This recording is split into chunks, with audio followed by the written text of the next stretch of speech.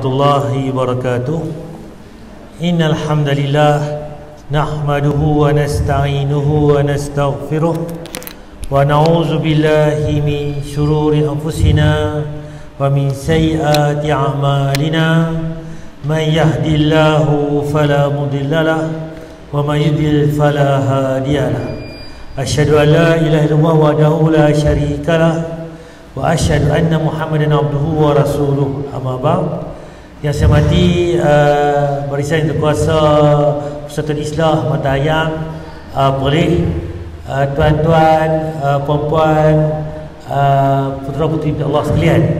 Pertama sekali marilah sama-sama kita manjatkan rasa syukur kita kepada Allah Subhanahu Wa Taala kerana limpah kurnianya, dengan rahmatnya diberi masa kepada kita, diberi tenaga, diberi kesihatan, diberi kesempatan pada pagi ini dapat sama-sama kita hadir untuk sama-sama kita solat dari subuh di surau tuan-tuan, di masjid tuan-tuan, dan ada yang buat duha tadi dan ada yang tak buat lagi pun, sekali lagi kita boleh buat duha. Dan pada hari ini kita akan sambung kuliah kita tuan-tuan berkaitan dengan tajuk kita, tajuk khas, iaitu berkaitan dengan Isra' dan Mi'raj. Itu tajuk yang mana kalau tengok tarikh hari ini pun 30 Rejab, dah masuk hujung bulan Rejab, dan esok tuan ataupun maghrib sekejap lagi masuk 1 Sya'ban, yang mana sebulan lagi kita nak puasa tuan. Pejam celek hari tu baru PKP. Hari ni dah 18 bulan ni masuk PKP setahun dah. Hari tu baru puasa bulan apa? Baru puasa PKP. Ni nak puasa pula dah tuan. Startnya masa berlalu tuan. Cuma pada hari ni saya akan berhenti set kitab kita ni, yang mana kita kitab amalan sikit tapi pahala banyak, dan juga amalan penghapus dosa. Kita berhenti, kita tengok sikit tentang Isra' dan Mi'raj. Apa Nabi cerita kepada kita, apa yang Allah beritahu kepada kita tentang Isra' dan Mi'raj ni. Jadi apakah ibrah dia, apakah pengajaran di sebalik Isra' dan Mi'raj tuan. Okey, yang pertama tuan, kita tengok balik sebelum nak pergi ke tajuk ni, betul ke berlaku cerita ni? Kita tengok balik, ada dalil tak? Allah ada cerita tak? Ataupun Nabi ada sebut dalam hadis tak tentang Isra' dan Mi'raj ni? Bila cek-cek balik tuan-tuan, ada satu surah Al-Isra' ayat 1. Allah cerita macam mana berlakunya kejadian Isra' dan Mi'raj Nabi tuan. Kita rujuk balik. Apa kata qala Allah tuan? A'udzu billahi minasy syaithanir rajim. Bismillahirrahmanirrahim. Subhanalladzi asra bi'abdihi laylan minal masjidil haram ilal masjidil aqsa alladzi barakna hawlahu linuriyahu min ayatina innahu huwas sami'ul basir. Okey, ayat 1 ni Allah cerita apa tuan? Kita apakah maksud di sebalik ayat 1 yang dituturkan oleh dalam surah Isra' ni? Aku berlindung kepada Allah dari syaitan yang terkutuk dengan menyebut nama Allah yang Maha Pemurah lagi Maha Penyayang. Maha suci Allah yang telah menjalankan hambanya Muhammad pada malam hari dari Masjidil Haram ke Masjidil Aqsa, yang kami berkati sekelilingnya untuk memperlihatkan kepadanya tanda-tanda kekuasaan dan kebesaran kami. Sesungguhnya Allah juala yang Maha mendengar lagi Maha mengetahui. Jadi surah Al-Azim ayat pertama ni Allah sebut tuan mudah, iaitu Maha suci Allah yang telah memperjalankan hambanya. Siapa hamba dia ni? Nabi Muhammad SAW. Bila berlaku tuan-tuan? Pada malam hari dari mana? Masjidil Haram ke di Mekah ke Masjid Aqsa di Palestin. Di cerita dia pada satu malam itu Allah perjalankan hamba dia. Siapa dia hamba dia tu? Nabi Muhammad SAW. Daripada mana? Mekah ke Baitul Maqdis. Masjid Haram tu Masjidil Haram, tanah suci, ke Masjid Aqsa Palestin. Jadi bila ini berlaku? Pada suatu malam yang mana kami berkati sekelilingnya Sebab tu Masjid Al-Aqsa ni, Palestin ni, iaitu Baitul Maqdis, Allah berkati sekelilingnya. Sebab tu kan, kalau kita tengok balik pun BP kat mereka lah, orang Palestin, Gaza apalah ni, duk lawan Israel mereka ni, tu negeri mereka, kita negeri kita. Kita duk perlih mereka duk sana, tu kerja mereka. Tak, kerja kita bersama. Sebab apa? Allah beritahu tuan, itu tanda syiar kita, kan? Tanah kita umat Islam, tuan. Jadi sebab tu Allah berkati di sekeliling Baitul Maqdis tu. Kalau kita tengok balik pun dalil cerita, kalau kita solat di Masjidil Haram Mekah, satu solat di sana kita kena buat 100,000 kali ganda. Subuh tadi semayang masjid apa Oran atau Masjid Asyakirin, kan, kita kena semayang 100,000 kali subuh, tuan, baru sama satu subuh di Masjidil Haram. Dalil kedua pula sama juga, siapa semayang di masjid aku, Nabi, masjid apa tu, Madinah tu, satu solat di masjid aku 1000 solat di masjid lain. Kita semayang tadi, kata saya lagi pula asar, zuhur, kena buat 1000 kali zuhur, baru sama satu kali zuhur di masjid Nabi. Dan masjid Aqsa pula dikurang sikit, satu solat di masjid Aqsa 500 kali ganda solat. Jadi pahala dia 3 buah masjid ni pahala berlipat kali ganda. Ustaz, saya esok subuh hari Senin nak sembahyang masjid apa tu Terapung Kuala Perlis, pasal apa? Pahala lebih Ustaz, dua tahiyat. Sejuk sikit musim timur ni, baru kena gaya, angin mai sepoi-sepoi, pahala lebih sikit. Tak ada tuan. Masjid apa tu Terapung ke, Masjid Raja Arau ke, masjid kita negara Malaysia dekat apa tu Kuala Lumpur ke, Putrajaya ke, pahala sama. Mana pergi masjid, pahala sama, kecuali 3 buah masjid tadi. Betul kan? Allah berkati di sekeliling Masjid Aqsa tadi. Kemudian Allah kata pula, aku memperlihatkan kebesaranku, tanda-tanda kebesaran. Sepanjang cerita tu Isra ni banyak bukti kebesaran Allah, kan? Sesungguhnya Allah jualah yang maha mendengar lagi maha mengetahui. Nabi mimpi tak? Nabi mimpi betul. Yang mana kadang sedar, kan? Ni Nabi, Allah telah memperjalankan hambanya pada malam hari Mekah ke Baitul Maqdis, Palestin, tuan. Okey, kita pergi yang pertama, Isra. Apa maksud Isra? Isra ni perjalanan Nabi SAW dari mana? Mekah tadi ke Masjid Aqsa, Baitul Maqdis, Palestin. Jadi jarak dia macam mana? Ni tuan, ni Mekah kita, tuan, pergi buat haji, buat umrah sebagainya. Dulu seronok tuan, boleh mayang apa-apa, amal-amal kita. Mai tahun lepas dengan tahun ni, kan, perjalanan kita dah kena 1 meter, 2 meter sebagainya. Ni pula kota sebagainya. Ni insyaAllah lah, haji tak lama ni kalau keadaan okey, dan vaksin pun dah satu dunia pun boleh dicucuk dan sebagainya ni. Jadi mungkinlah peratus kebarangkalian tu kurang, dan kita pun boleh pergi macam biasa tu, insyaAllah, tuan. Okey, yang kedua, tuan, ni dunia, tuan. Kita Masjid Haram ni yang ke tengah tu, Nabi Masjid Aqsa atas, Malaysia duduk sebelah kanan ni. Tu India, tuan, tu tanah tu, Indonesia, Malaysia duduk tepi tu sekali, penjuru tu. Ni Baitul Maqdis atas, Masjid Haram tengah. Saya percepat ni, tuan. Ni tuan-tuan lu ada handset, tuan buka Google Map, Wave ke apa ke, Google Map dah. Dunia ni tarik Mekah, tarik destination kedua pula, pergi Baitul Maqdis, Masjid Aqsa. Kira tu dia 1462 km. Tuan, Perlis pergi KL 500 kilo, KL pergi Johor Bahru dalam 350 kata 400 lah, baru 900. Jadi macam mana Perlis pergi KL, pergi Johor, patah balik main KL pula, ataupun main pula ke Ipoh tu, baru sama jarak Mekah pergi Baitul Maqdis. Kalau kita zaman kita lah, tak heran. Naik kapal terbang sejam 2 jam sampai, Ustaz. Naik kereta 10 jam sampai lah, 12 jam. Naik ETS komuter, kereta api laju 5-6 jam sampai. Tapi zaman Nabi dulu ni unta dan juga jalan kaki, kalau kuda dan sebagainya. Paling lama paling cepat pun habis masa berhari-hari, tuan. Jadi kalau Nabi pergi dulu ni pelik. Kita pun tadi minum kopi sama, dia kata pergi Amerika, ini balik dah. Boleh jadilah pergi 3 jam 4 jam pergi balik, tuan. Contohnya, kan, bukan boleh termakan lagi.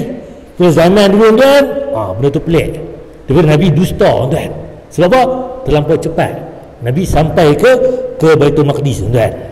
Okey, yang kedua, apa Nabi naik? Nabi gunakan burak. Burak ni apa tuan? Satu jenis kenderaan. Kita naik kereta, naik motor, naik kereta api sebagainya. Tapi disebut dalam hadis sahih, burak ni sejenis binatang yang menyerupai haiwan. Bentuk dia besar daripada khimar. Kadai besar daripada kadai. Apa tu, dan juga kecil daripada baral, kacukan kadai dan kuda. Kuda tu tinggi, kadai tu kecil, dia tengah-tengah tuan. Ni siapa cerita ni? Nabi sebut dalam hadis sahih tuan. Okey, mai pula orang cari-cari tu, dia jumpa ustaz kata tadi macam kuda, kecil pada kuda, besar pada kadai. Buh kaki empat, buh pula ada kepala tuan. Kacau. Buh sayap pula. Mai mana ni? Ni tak ada kena-mengena pun.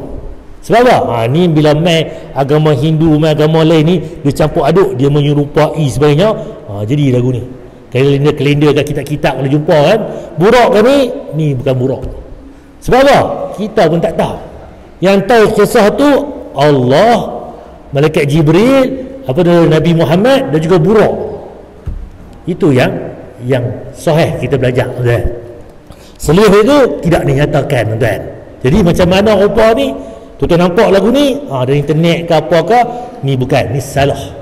Setengah orang tu lah ni macam-macam lah ni. Okey, Mi'raj. Apa itu Mi'raj? Mi'raj ni perjalanan Nabi naik ke langit. Daripada Masjid Aqsa tu, Palestin, Nabi naik ke Sidratul Muntaha. Tak mana Sidratul Muntaha? Kita akan sentuh sekejap lagi. Jadi ni kata di Mi'raj, diangkat. Tadi diperjalankan, Isra diperjalankan, Mi'raj diangkat. Dua kisah. Satu diperjalankan Mekah ke Baitul Maqdis, dan Mi'raj diangkat naik ke Sidratul Muntaha. Tu dua-dua. Jadi apa dia? Isra dan Mi'raj. Okey, kita pergi lagi tuan-tuan. Ni gambar Masjid Aqsa. Dua benda ni.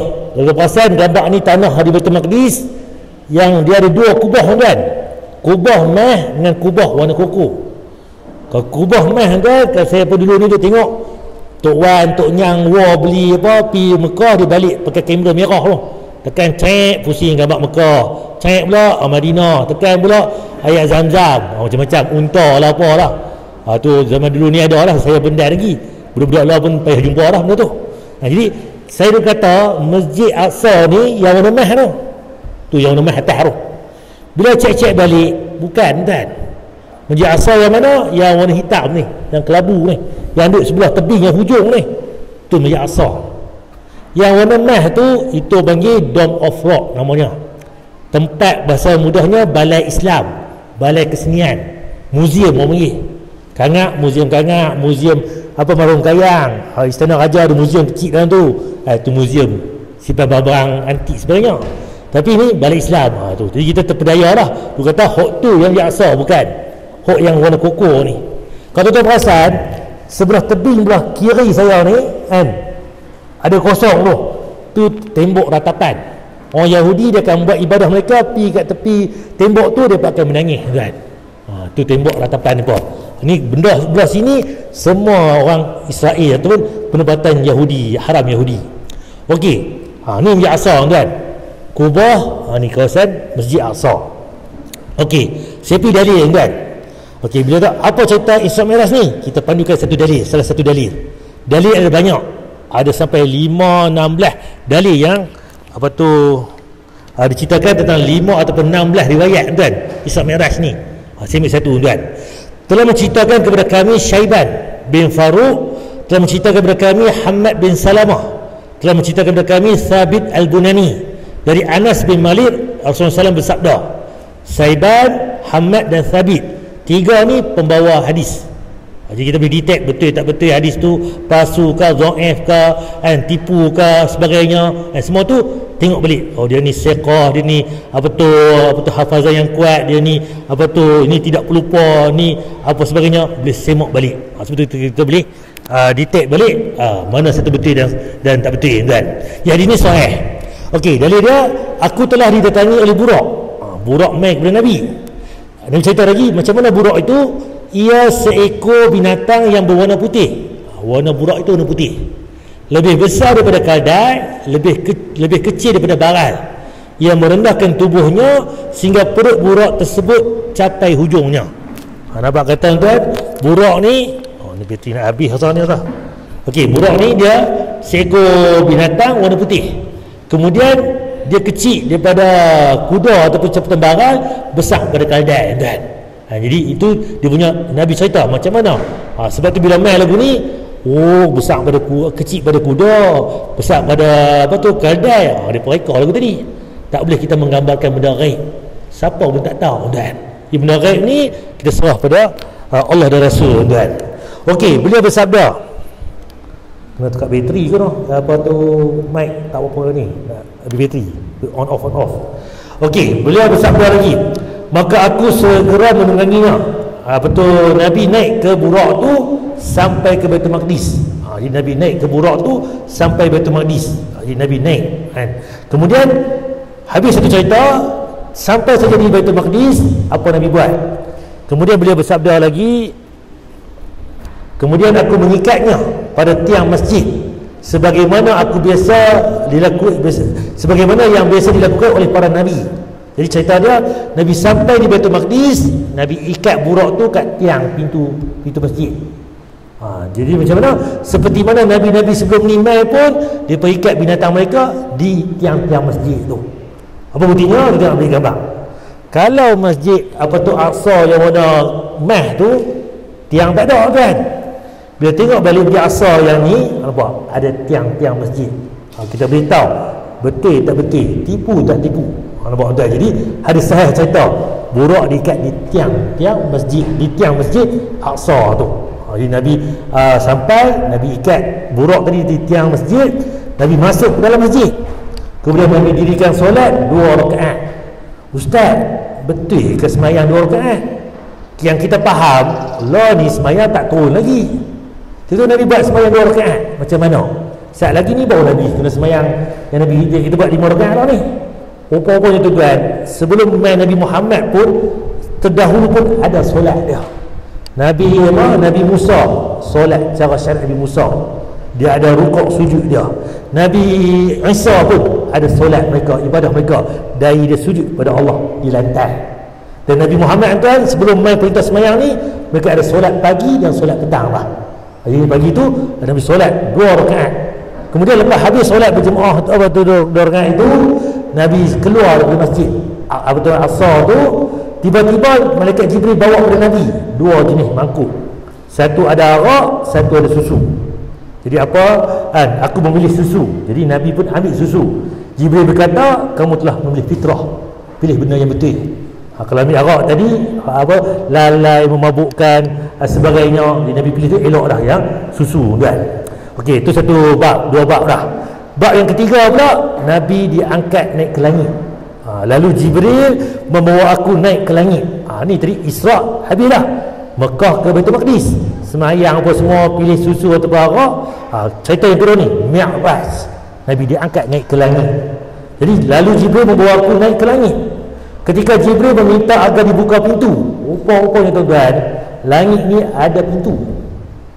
Yang mana siapa jaga? Malaikat yang jaga, tuan. Maka ditanyakan, siapakah kamu? Malaikat yang jaga pintu langit pertama tu, siapakah kamu? Jibril menjawab, Jibril, aku ni Jibril. Kemudian ditanya lagi, siapa bersamamu? Siapa yang seorang lagi ni? Jibril menjawab, Muhammad. Tanya lagi, adakah ia diutuskan? Dia ni Nabi tak? Ya, ia diutuskan, dia ni Nabi. Baru dibuka pintu langit. Soalannya tuan-tuan, kita dah tengok matahari, bintang, bulan yang ada lah ni, mana pintu langit kan? Wallahualam. Mungkin yang kita nampak langit, bintang, bulan lah ni, pintu langit pertama tak sampai lagi. Wallahualam. Sebab apa? Jibril nak naik langit yang pertama pun dibuka, ditahan dah. Kalau kita fikir balik pun, malaikat tu tak kenal Jibril. Ditanya, siapa kamu? Aku Jibril. Nampak tuan? Kalau kita zaman kita lah ni, siapa tak kenal ketua polis, kanak ada gambar dia kat balai, ketua polis negara ada gambar dia, sebagainya, kan? Takkan malaikat tak kenal. Contoh, nampak kata tuan, tak ada, pintu langit dijaga tuan. Siapa nak masuk lalu pun kena tahan tuan. Ini dalil dia yang pertama tuan. Jadi tak ada kata kompromi. Kenal aku lepas tu, tak ada tuan. Kita takutlah kena tahan. Takkan tali pinggang ke apa kasaman, kata lain tak. Ada juga dia punya apa timbang tara sebagainya. Jadi Nabi kata malaikat pun tanya lagi, siapa engkau? Aku Jibril. Okey, itu yang pertama. Bila naik saja dibuka pintu langit pertama tu, ada Nabi Adam di tingkat yang pertama. Dia menyambut aku serta mendoakan aku dengan kebaikan. Malaikat Nabi Adam AS ada di langit yang pertama. Itu kisah yang pertama. Dan selepas habis tu, aku dibawa naik ke langit kedua. Langit bukan satu kan, ada banyak langit. Ni langit yang kedua. Jibril pun diminta supaya buka. Lalu ditanyakan, siapakah kamu? Aku Jibril. Siapa bersamamu? Muhammad. Adakah ia Nabi? Ya, ya Nabi. Adakah ia diutuskan? Ya. Baru dibuka pintu kedua. Di pintu langit ni ada malaikat yang menjaganya. Di sana tuan-tuan ada Nabi Isa AS dan Yahya. Nabi Yahya bin Zakaria. Mereka berdua menyambutku dan mendoakan aku dengan kebaikan. Di langit kedua ni ada dua Nabi, Nabi Isa dan juga Nabi Yahya. Main langit ketiga pun sama juga. Prosedur dia, tanya kena tahan, disuruh buka, siapakah engkau? Aku Jibril. Siapa bersama kau? Muhammad. Adakah ia diutuskan? Soalan yang sama. Dah betul, baru dibuka pintu yang ketiga. Jadi di sana jumpa dengan Nabi Yusuf AS. Secepat kan? Okey, kemudian naik tingkat yang keempat, langit keempat. Soalan yang sama juga awal itu, jumpa Nabi Idris AS. Langit kelima pun sama juga, ditanya dulu soalan. Kemudian jumpa Nabi Harun AS. Mai lagi yang langit yang keenam, di sini ada Nabi Musa AS. Dan langit yang ketujuh jumpa Nabi Ibrahim AS. Setiap langit ni ada Nabi yang berbeza-beza. Okey, cuma di langit yang ketujuh ni Nabi Ibrahim sedang bersandar di Baitul Ma'mur. Baitul Ma'mur ni apa dia tuan-tuan? Disebut dalam dalil ini, keluasan setiap hari mampu memasukkan 70,000 malaikat. 70,000 malaikat akan masuk dalam tempat Baitul Ma'mur tu, akan beribadah, solat di situ. Dan bila ada apa keluar pula, mereka tak main dah tuan.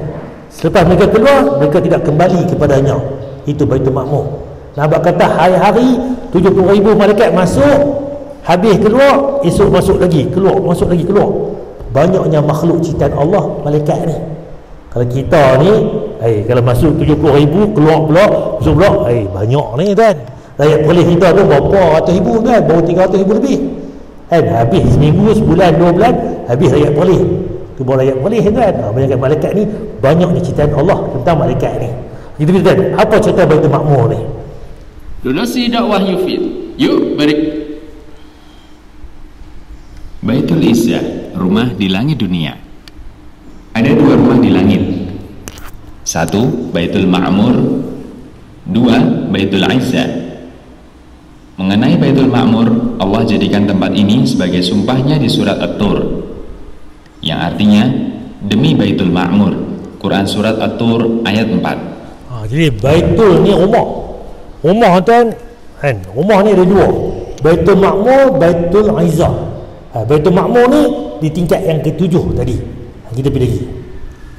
Juga disebutkan oleh Nabi SAW dalam hadis yang sangat panjang, bercerita tentang peristiwa Isra Mi'raj. Dari sahabat Malik bin Sa'sa'ah bahwa Nabi SAW menceritakan, kami mendatangi langit ke-7, lalu aku mendatangi Nabi Ibrahim. Aku memberi salam kepadanya dan beliau menyambut, selamat datang putraku, sang Nabi. Lalu aku melihat Baitul Ma'mur. Aku pun bertanya kepada Jibril. Lalu beliau menjawab, ini adalah Baitul Ma'mur. Setiap hari tempat ini dikunjungi 70.000 malaikat untuk melakukan sholat di sana. Setelah mereka keluar, mereka tidak akan kembali lagi ke tempat ini. Hadis riwayat Bukhari dan Muslim. Okey, hadis Bukhari sahih tuan. Yang mana malaikat 70,000 malaikat akan masuk ke Baitul Ma'mur ni setiap hari. 70,000 masuk, akan solat di sana, kemudian keluar. Kemudian akan main lagi malaikat yang lain pula, 70,000 pula akan keluar hari demi hari. Begitu banyaknya ciptaan Allah tentang malaikat ni.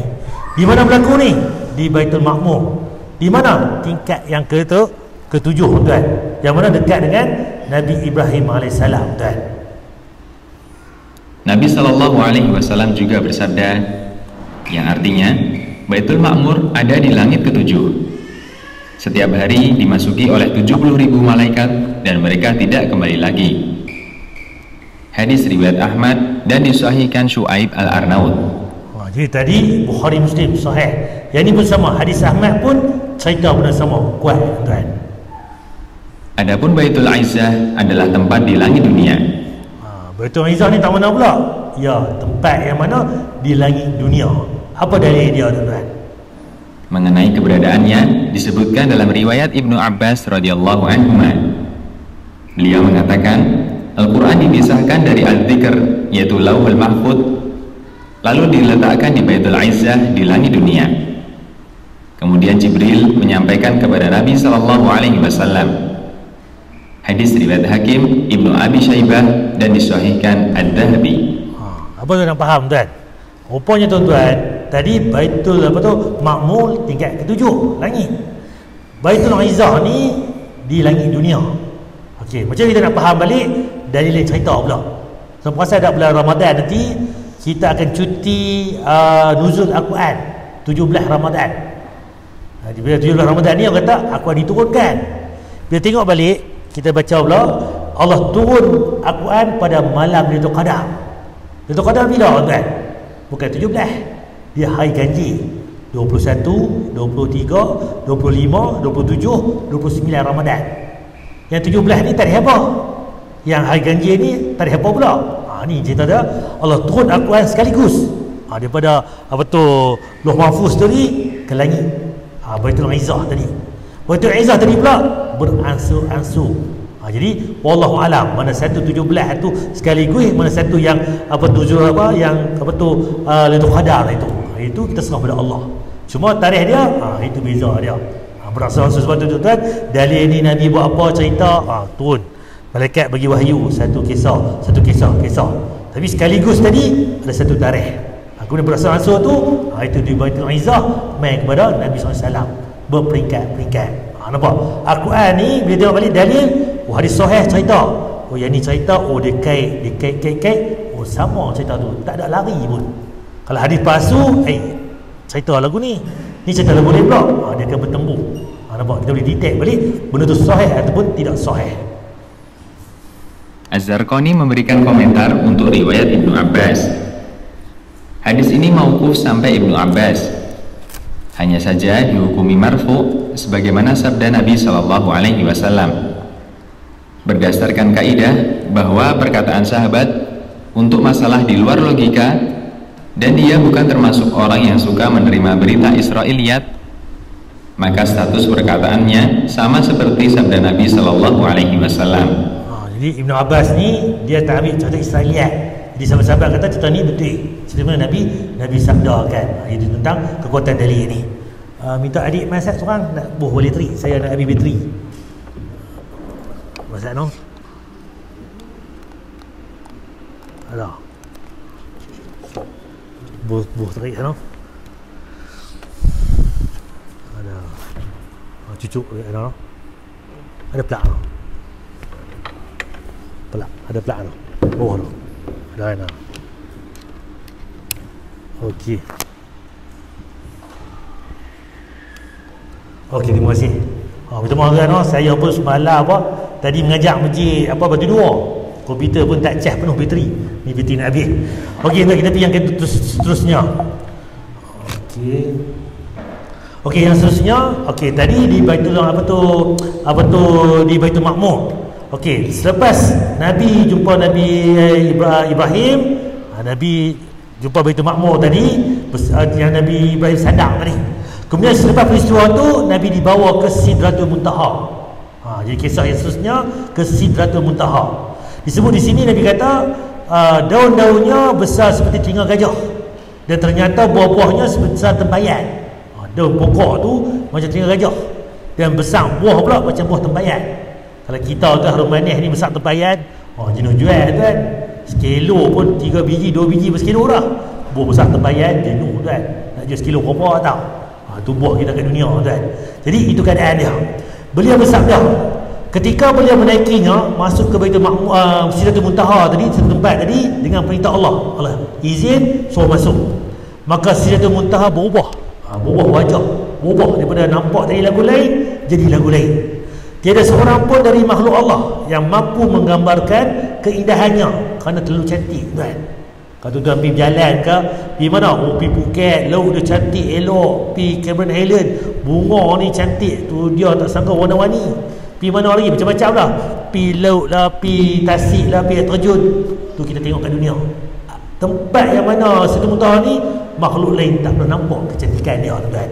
Subhanallah, tuan. Lalu di situlah Allah beri wahyu pada Nabi dengan mewajibkan solat 50 waktu sehari semalam. Itu arahan kita semayang berapa? 50 waktu.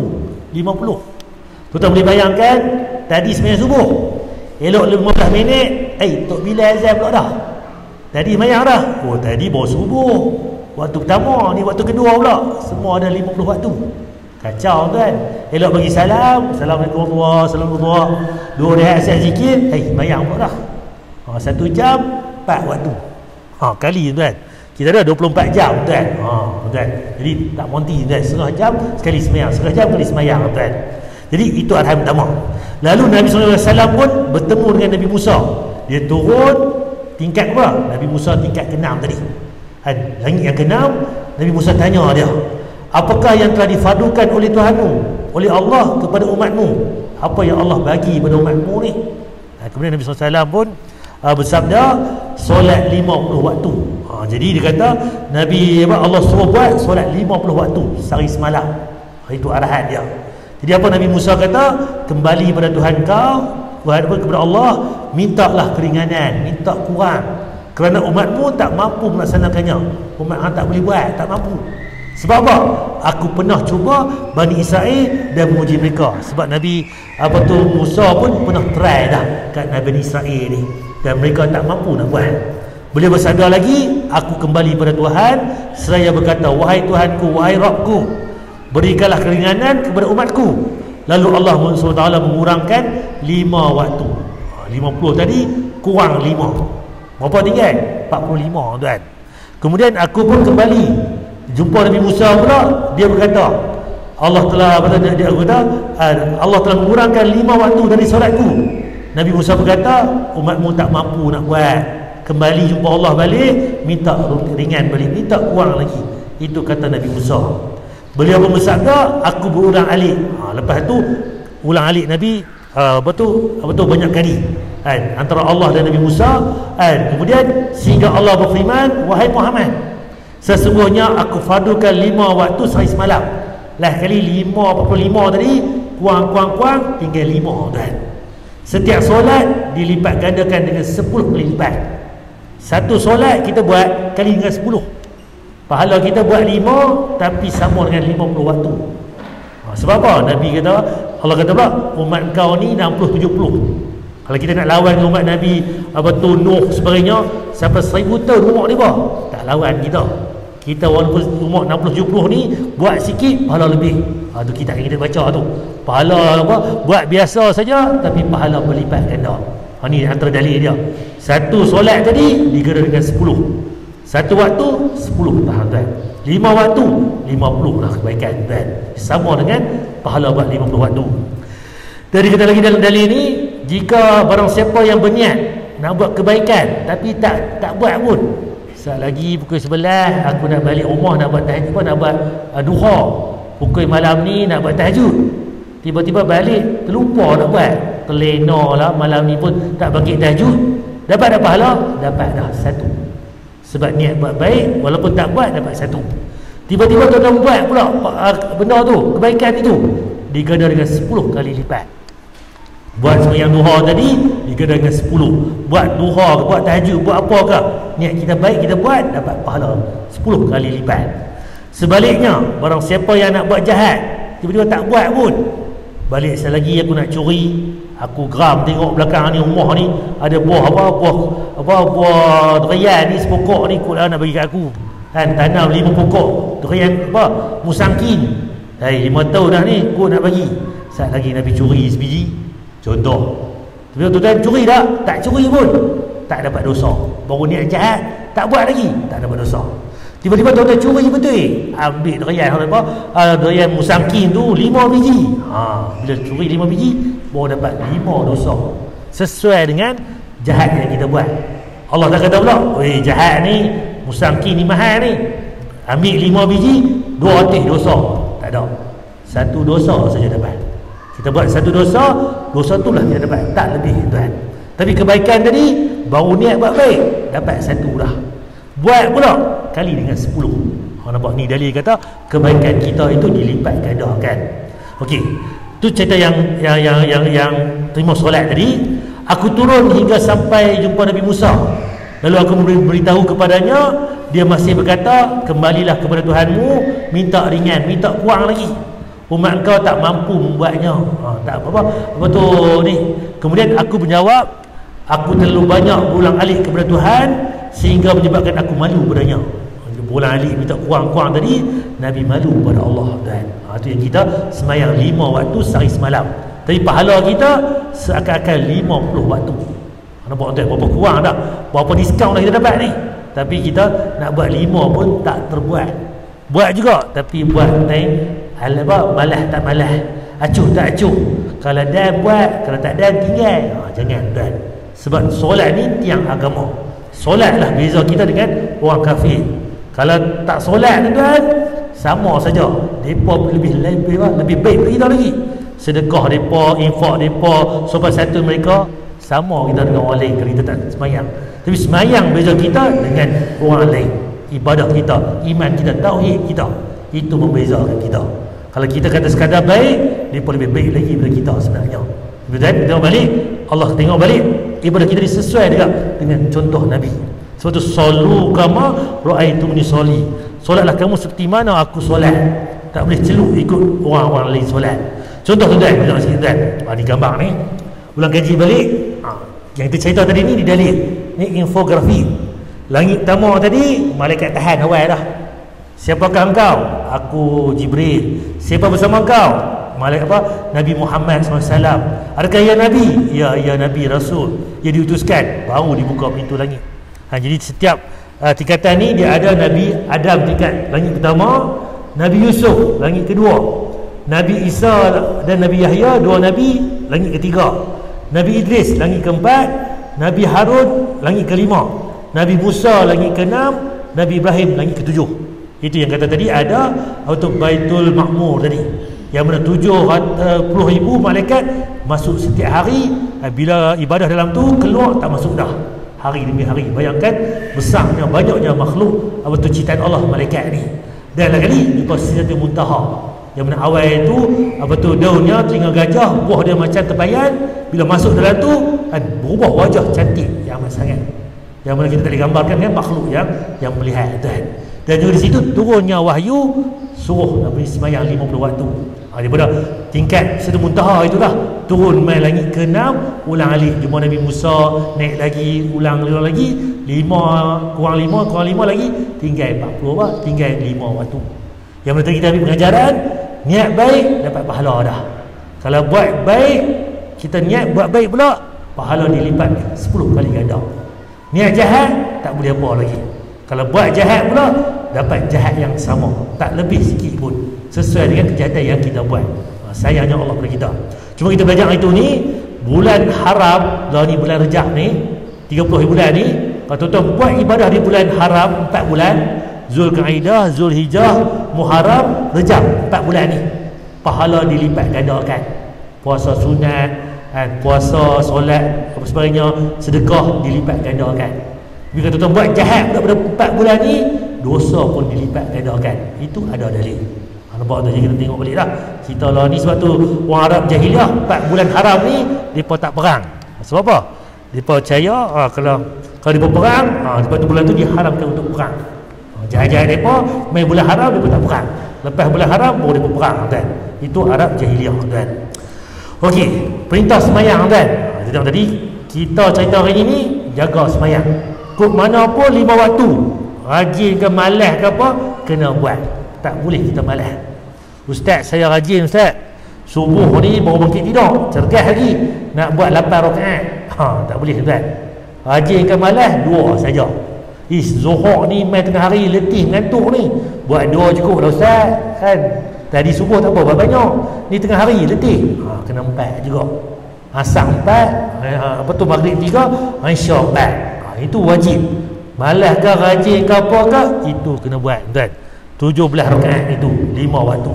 Cuma kalau rajin, tambah solat duha, solat qabliyah, ba'diyah, solat tahajud, solat witir. Itu laluan dia. Kalau tak mau buat yang sunat, jaga yang wajib. Seorang sahabat kata, aku nak buat yang wajib saja, tak mau buat yang sunat. Masuk syurga kalau semua masuk syurga. Tapi kena jaga yang wajib betul, jangan tinggal. Yang kita buat sunat ni sebab apa? Nak tampung balik yang wajib kita.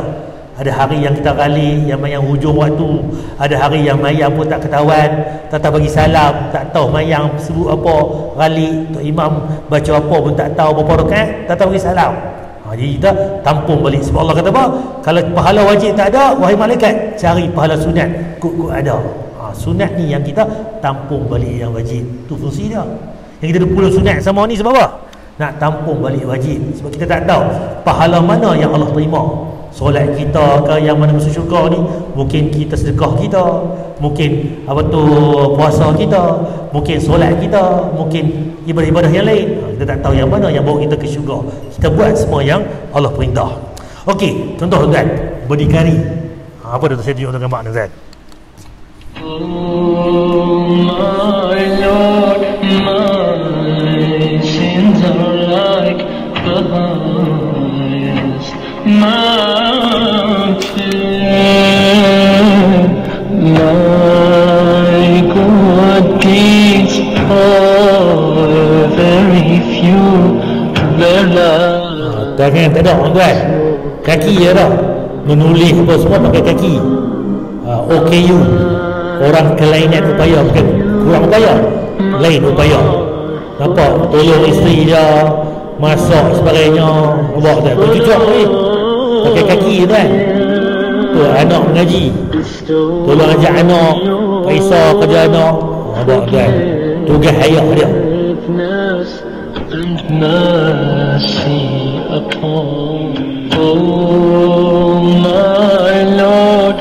Nampak kan? Dia ambil uduk kan? Uduk kan? Ambil dengan tertib. Kita belajar kan? Setiap uduk basuhan muka kita akan jatuh dosa-dosa sehingga titisan terakhir sampai kering. Tangan kita ni Allah buang dosa tangan kita. Basuh mata kita, telinga kita, kaki kita, Allah buang, bersih. Nampak kan? Pakai kain suci kan? Nampak sunnah tadi pakai kain suci kan? Turn to you, my heart full of shame, my eyes full of kan? Habis wuduk kan? Semayang. Kita orang semayang pakai baju pagoda lah, pakai kain pelikat, pakai tak ada baju. Semayang juga. Orang pusat atau lutut. Apa? Semayang tertib, kepiah dia, sejadah dia, dan ibadah kepada Allah kan? Mohon keampunan, mohon doa, dan ibadah kan? Baca Quran kan? Nampak kan? Quran pun warna kuning lah. Kita Quran kita beli baru kan kat masjid tu, tak pernah tarik pun. Tak apa nak Quran kat rumah, tu elok lagi. Beli kahwin tu ni apa hantaran, tak buka-buka sampai ke sudah. Sayang ustaz. Sayanglah baca. Tidak semayang dua atas para. Pergi buka tengok. Aneh-aneh baca kan. Hilang peta lah, peta kelih apa. Jadi ini ibadah kan.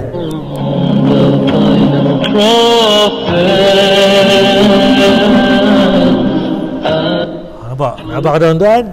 Ni kelainan upaya. Anggota tak lengkap pun, tak sempurna pun, tapi nampak dia buat. Kalau kita tangan tak ada, minta sedekah lah ustaz.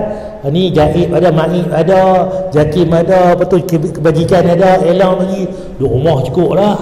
Tak tuan, cari rezeki. Nampak? Cari rezeki tuan. Guna usaha lagi kan. Apa yang ada yang boleh buat ni guna. Pakat yang ada ni kan. Ibadah ni keluarga, jaga keluarga, diri sendiri, semayang, ibadah sebagainya. Clear tuan. Kita nak lagu ni. Sementara kita sihat elok ni, kita gunalah nikmat yang ada ni. Sampai kita dah teruk, dah sakit dah ni, nak kembali kan. Baguslah juga, kembali juga. Sebab apa Nabi kata, selagi sakarat, nyawa kita tak main kehakum, dan lagi bertobat. Kalau main sakarat, mati, tiada lah. Ataupun kiamat, mana dulu main. Kiamat dulu kan, kita mati dulu. Dua tu tanda dia. Jadi dosa syirik, Allah takkan ampun kecuali kita minta ampun sebelum kita mati. Dosa kering-kering yang lain ni Sekadar apa, wuduk kita, solat kita yang lain itu boleh membantu kita.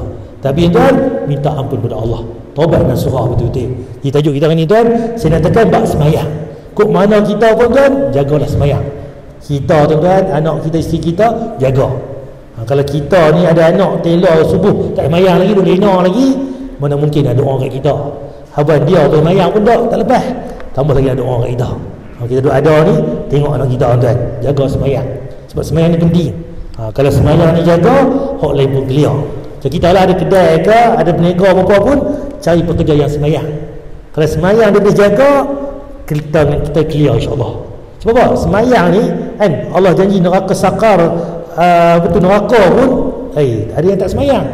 Tambah kita nak suruh orang kita ni, pekerja ni jaga kedai kita, nak bagi RM100 beranak jadi RM1,000. Mustahil kan, dia rebek ke atas kan. Sebab apa? Sebab dengan Allah pun dia tak semayang, ada neraka. Yang kita ni siapa dia? Manusia. Lagilah tuan-tuan. Jadi sejauh mana pun cari pekerja yang semayang. Kedua tu dia pandai, ada diploma, ijazah ke apa ke, alhamdulillah lah, hebat lagi lah. Oh dia ni bagus apa semua, yang lain akhlak, itu. Tapi solat itu tiang agama.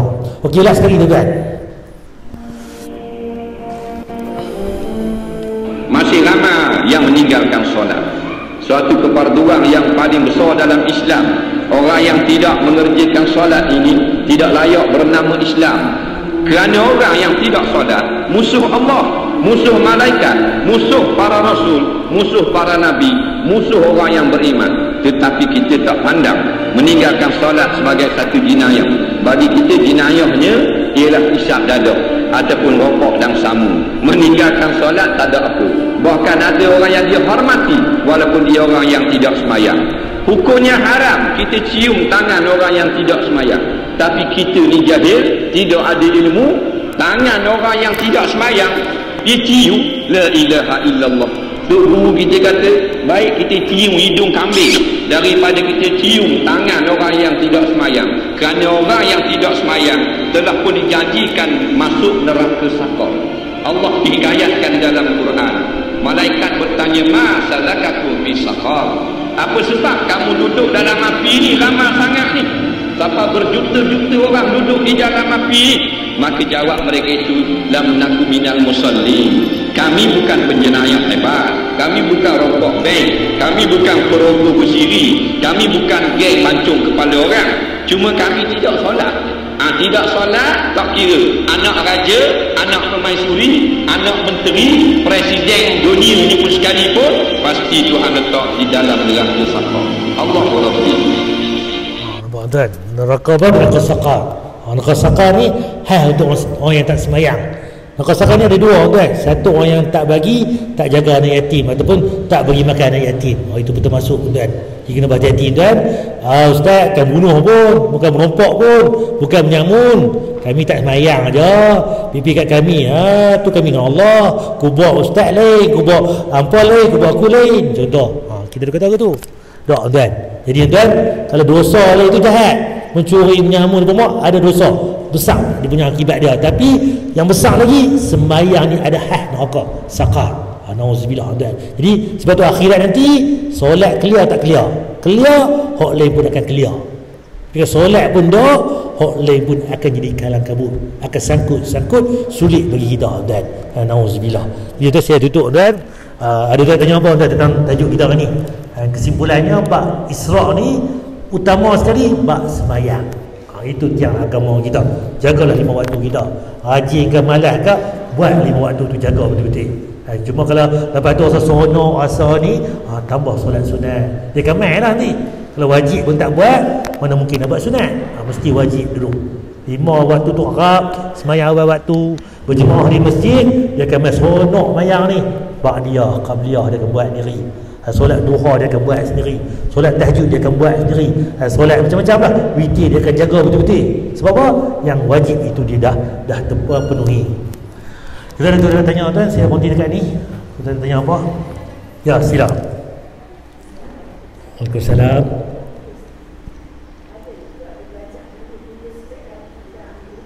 Ya. Okey, macam mana? Okey. Ya, okey. Terima kasih. Okey, ada sahabat yang bertanya. Okey, wuduk ni Nabi hadis sahih, bila basuh tangan, basuh muka, basuh kaki ni, di samping kita basuh tu, dia akan hilang dosa kita. Kan? Dia akan hilang sampai kering ataupun titisan terakhir kita tu. Cuma doa-doa pula tu yang saya baca-baca yang hadis sahihnya tak jumpa dalil-dalil kata doa ni tangan basuh baca apa, kiri baca apa, tak jumpa. Yang itu mungkin kata-kata ulama' dan sebagainya. Kalau kata-kata ulama' kita boleh ambil, kita boleh tolak, dia bukan dalil. Ya. Kalau sekadar nak berdoa boleh. Kalau doa ni, sebab doa ni ud'uni astajib lakum, berdoalah padaku, aku akan kabulkan. Cuma kalau kita pegang pula, ni Nabi buat ni doa-doa lagu ni, itu kena elakkan. Sebab Nabi tak khususkan time mana, tangan kanan baca apa, kiri baca apa, tak jumpa. Kalau boleh tu kita hindarkan. Kita doa pada Allah bagi Allah buang dosa kita, itu saja. Itu kan. Tak payah kita khususkan lah. Jadi mungkin dia niat dia apa-apa sebagainya, tu atas niat orang. Sama solat duha ni, solat duha tak ada doa wuduk, doa khusus. Allahumma adha'uka wa baha'uka tu main mana Nabi tak ajak pun. Semua yang tu main daripada seorang wanita Arab Badui kulit hitam, dia duduk di padang Arafah, dia doa, ya Allah Tuhanku, yang jauh bagi dekat, yang langit turunkan, yang benda tanah kau keluarkan sebagainya. Jadi doa ayat tu kita boleh doa sebab apa? Dia umum. Boleh. Cuma aku tak doa tadi, tak puas. Tak puas tu tak boleh, sebab dia bukan daripada Nabi. Sebab umumnya doa atas niat tuan-tuan. Ya, ada niat kita minta. Ya. Tahajud ke apa pun boleh, tak ada masalah. Ya, boleh. Dia sebab doa ni dia umum. Ketika semayang, ketika sujud, ketika sebelum bagi salam, perbanyakkan doa. Lepas semayang wirid, angkat tangan, tambah lagi doa. Silakan. Kita cuma lah ni, kita duduk jadi pegang. Lepas semayang tu baru nak pula doa. Dari yang kuat sahih tak sebut lepas semayang tu kena berdoa. Nabi pesan lepas semayang wirid. Itu. Ketika sujud perbanyakkan doa ada. Sebelum bagi salam, innaka hamidum majid, tambah lagi doa. Hujan turun, perbanyak lagi doa. Antara azan iqamah, perbanyak doa. Jadi antara azan tu boleh doa lagi. Hari Jumaat ni, hari kemarin kan, main dulu. Petang Jumaat, asar ke maghrib, doa mustajab. Ataupun yang terbaik lagi, bangkit tiap malam, 1/3 malam ada doa mustajab. Dan itu Allah turun langit dunia, siapa doa padaku akan aku kabulkan, minta hajat aku berikan, minta ampun akan aku ampunkan dan aku tunaikan. Nampak? Tiap hari dah kita yang tak buat. Itu Allah Alam. Sama Isra Mi'raj yang kata perasan banyak dari dalil yang mana betul tak betul. Jadi dia banyak, dia rendang-rendang. Kalau tengok balik, sebab saya nak mengajak tuan-tuan pun kena tengok balik mana satu sahih, mana satu yang dhaif, mana satu yang palsu, mana satu yang dia reka-reka. Kita ni gaul semua. Tu kita nak tengok balik. Dan wallahu alam. Saya berhenti dulu insya-Allah. Jadi selamat kita jumpa pula pada bulan depan pula lah, bulan April pula insya-Allah. Saya berhenti kan. Ada tu pihak bapa, pihak abang-abang, pihak kaum rijal, kaum ibu, kaum kakak, kerana kita berhenti dah. Subhanakallahumma wa bihamdika asyhadu an la ilaha illa anta, assalamualaikum warahmatullahi wabarakatuh.